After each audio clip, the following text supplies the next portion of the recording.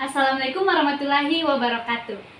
Profesi keguruan merupakan suatu kegiatan yang menunjukkan dan menjunjung tinggi prinsip dan asas-asas keprofesionalitasan dalam melaksanakan tugas dan kewajibannya dalam mendidik dan mengajar peserta didik. Dalam profesi keguruan, ada banyak hal yang perlu diartikan, mulai dari identitas profesinya, posisi gurunya, evolusi pengajarnya, dan hak atau kewajiban seorang guru. Perkenalkan, saya Dea Putri Sabila R, perwakilan kelompok 3 sebagai ketua kelompok. Kemudian ada Musfira Febrianti Malik dan Yeni Maharani Y sebagai divisi materi, Muhammad Ridwan sebagai divisi desain, dan Gilang Ramadan sebagai divisi video. Materi yang akan kami paparkan, kami ambil dari buku yang berjudul Profesi Guru, Dipuji, Dikritisi, dan Dicaci oleh Momon Sudarma, SPD MSI.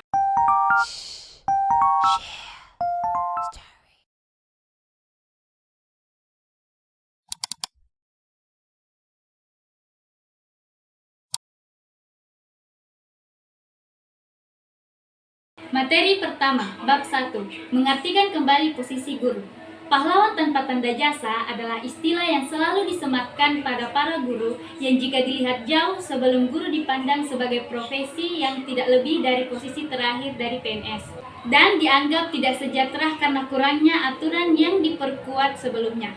Menyadari hal ini, pemerintah melalui Kementerian Pendidikan dan Kebudayaan melakukan upaya perbaikan peraturan dan pelayanan pendidikan pada Undang-Undang Sisdiknas dan Undang-Undang Guru dan Dosen di Indonesia, sehingga posisi sosial guru di masyarakat turut berkembang dan setidaknya terdapat perbaikan sistem dan layanan pendidikan di Indonesia. Bagian dari struktur guru. Guru merupakan salah satu status sosial yang ada di masyarakat dan memiliki bagian penting dalam struktur masyarakat, baik dari lembaga pendidikan, masyarakat pada umumnya, maupun struktur kenegaraan sehingga kita dapat memahami harga atau posisi guru yang sebenarnya. Pertama, guru sebagai pejuang. Dalam kiprah personalitinya, guru merupakan sekelompok sosial yang bergerak dalam masyarakat, sehingga dalam konteks nasional, penggerak lahirnya pemuda-pemudi terdidik yang lahir dari sekolah-sekolah dalam negeri maupun luar negeri yang menjadi bukti bahwa guru adalah tokoh pejuang dalam keikutsertaan kemerdekaan. Kedua, guru sebagai pendidik. Guru diposisikan sebagai pendidik yang berada pada ruangan 8x8 meter. Bahkan, pada masa Orde Baru, dosen dipaksa masuk ke dalam kelas dan mahasiswa dituntut untuk kembali ke dalam kelas tanpa terlibat dalam politik praktis saat NKK atau normalisasi kehidupan kampus diberlakukan. Ketiga, guru sebagai birokrat. Tidak adanya kebebasan akademik, kebebasan mimbar, kebebasan kelas, karena seorang guru birokrat sangat amat dipengaruhi oleh kepentingan pimpinannya, seperti pada saat kenaikan kelas atau kelulusan. Seorang guru dengan kualitas dan kompetensi sehebat apapun tidak berdaya dalam menunjukkan profesionalnya sebagai guru karena mengikuti kata pimpinan dan pemilik pendidikan. Takut sekolahnya disebut tidak berhasil sehingga adanya sistem yang mempermudah segala hal dengan cara apapun. Keempat, guru sebagai profesi. Lahirnya Undang-Undang Sistem Pendidikan Nasional tahun 2003 dan Undang-Undang Guru dan Dosen memperkuat peningkatan profesionalisme guru dan memperkuat status sosial guru menjadi profesi. 5. Guru sebagai pelaku sosial. Guru adalah pelaku sosial di masyarakat yang membawa perubahan walau dalam pengertian bukan sebagai guru formal atau sebuah lembaga pemerintah. Namun banyak juga guru yang berlatar belakang guru non-formal.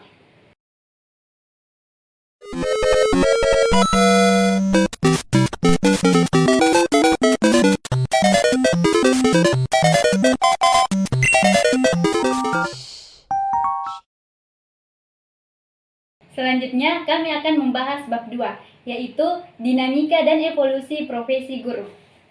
A. Profesi guru, dipuji dan dicaci.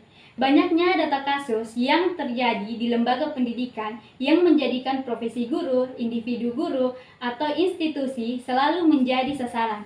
Seperti rendahnya lulusan lembaga pendidikan, tawuran, kenakalan remaja, dan maraknya geng motor. Sebuah cacian dan kritikan akan selalu dialamatkan kepada mereka karena kurang puasnya pihak lain terhadap kualitas diri atau pelayanan dari tenaga pendidikan. Fadil Jalal yang mengacu pada hasil penelitian World Bank mengatakan ada 3 persoalan yang menyebabkan banyaknya kritikan terhadap profesi pendidikan di Indonesia. Kritikan yang pertama yaitu guru terlalu membuang-buang waktu. Setidaknya terdapat angka 11% dalam 1 jam dihabiskan hanya untuk hal yang tidak berguna. Sedangkan di negara lain hanya terdapat 1% yang bahkan digunakan hanya berkaitan dengan manajemen dari mata pelajaran. Yang kedua, tingkat kesulitan soal yang terbilang rendah sehingga pemikiran pelajar ikut tertinggal dan tidak maju. Dan yang ketiga, yaitu kurangnya pelajaran yang berkaitan dengan kehidupan sehari-hari. B. Indikator profesionalisme. Ada banyak kata yang merajuk pada kata ini. Di antaranya istilah profesi, profesional, profesionalisme, dan profesionalitas.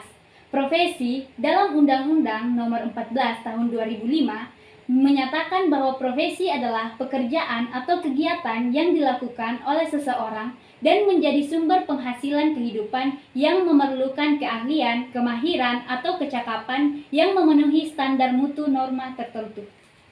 Profesional itu kompetensi yang dimiliki seseorang dalam memegang sebuah pekerjaan. Profesionalisme merupakan kecenderungan sikap, mental, atau tindakan dalam menjalankan tugas profesinya. Tingkat kualitas profesionalisme itulah yang disebut profesionalitas. C. 6 komponen profesionalisme guru. Yang pertama, menjadi sumber penghasilan. Kedua, memerlukan keahlian. Ketiga, memerlukan kemahiran. Keempat, memerlukan kecakapan. Kelima, adanya standar mutu atau norma tertentu. Dan yang keenam, memerlukan pendidikan profesi. D. Menuju inspiring teacher. Pertama, guru memiliki kewajiban untuk terus belajar.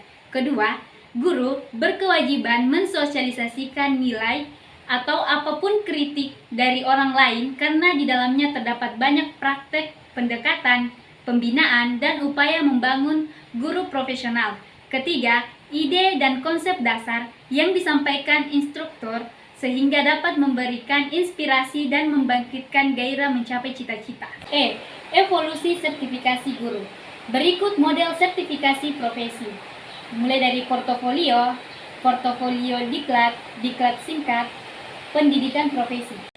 Pada tahun 2007, sertifikasi profesi dilaksanakan dengan model portofolio sehingga diperlukan spek pengalaman kerja pada guru. Jika tidak lulus, maka mengikuti diklat PLPG atau pendidikan dan latihan profesi guru. Setelah tidak efektifnya, maka kebijakan baru dikeluarkan karena terjadi banyak kelemahan pada model portofolio sehingga mulai banyak yang mengikuti diklat.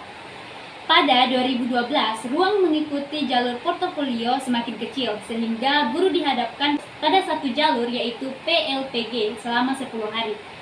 Kebijakan baru dikeluarkan bagi setiap orang yang berharap menjadi tenaga pendidik wajib mengikuti program pendidikan sertifikasi di perguruan tinggi selama 2 semester atau 1 tahun.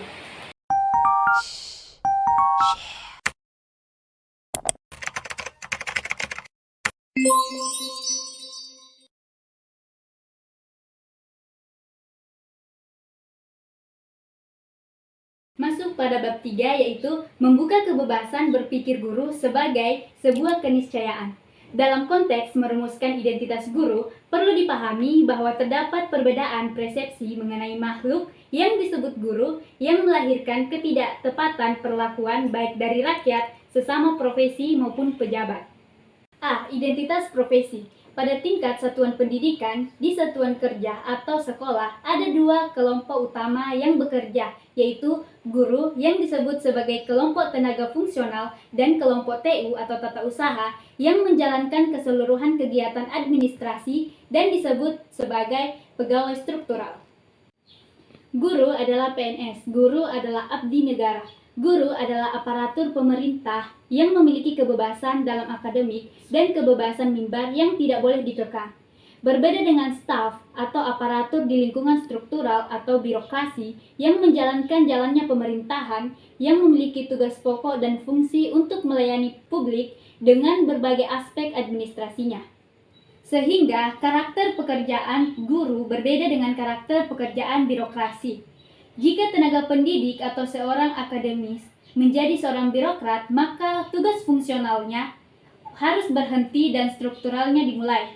Karena menjadi seorang guru atau tenaga pendidik itu bukan menjadi birokrat yang mengedepankan administrasi kekuasaannya. B. Ruang diskusi. Kualitas kelulusan. Minimnya kreativitas anak didik berasal dari lemahnya para guru yang memberikan ruang diskusi dengan anak didik. Sehingga seringkali adanya kejadian siswa dimarahi oleh guru hanya karena perbedaan pendapat. Oleh karena itu, menciptakan lingkungan organisasi sekolah yang demokratis akan membuka ruang terbuka bagi guru berekspresi dan merangsang anak didik berpikir terbuka sehingga ujung dari proses demokratisasi pendidikan ini akan mendorong lahirnya lulusan pendidikan yang berkualitas. Budaya organisasi ini juga memiliki dampak kelanjutan terhadap kualitas pelayanan dan kualitas lulusan. Dapat diibaratkan bahwa guru yang terbiasa terbungkam atau tidak terbiasa dalam dunia demokratis akan mampu menciptakan lingkungan belajar yang demokratis. Sedangkan lingkungan belajar yang demokratis tidak akan melahirkan generasi muda yang demokratis. Singkatnya, lingkungan belajar akan menjadi tidak menyenangkan dan hanya membuat anak didik takut bertanya. Dan guru akan tidak menciptakan ruang diskusi yang bebas sehingga anak didik minim kreativitas.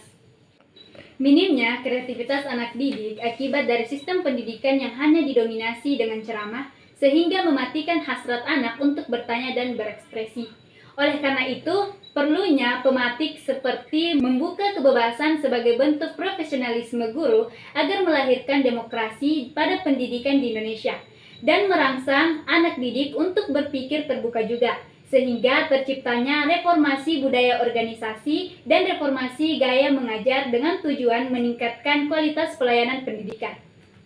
Guru bukanlah robot atau mesin yang bergerak dalam mesin birokrasi.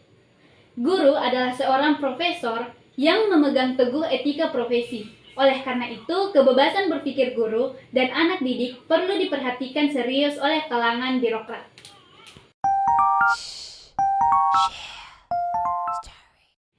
Itulah pemaparan dari kelompok kami, semoga dapat menjadi ilmu baru dan bermanfaat. Sekian dari saya, wassalamualaikum warahmatullahi wabarakatuh.